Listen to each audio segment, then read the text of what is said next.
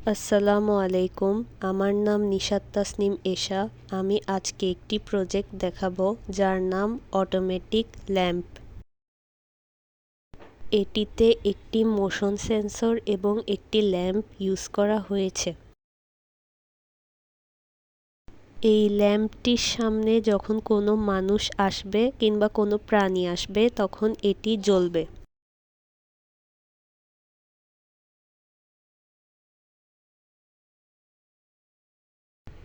Motion সেন্সরে 1 মিনিটের timer set করা আছে, তাই এই ল্যাম্পটি 1 মিনিট জ্বলবে, এরপরে অটোমেটিকলি বন্ধ হয়ে যাবে।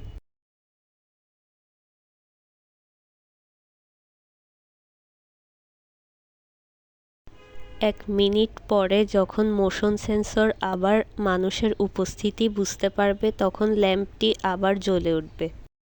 এই সিস্টেমটির মাধ্যমে বিদ্যুৎ সাশ্রয় করা সম্ভব।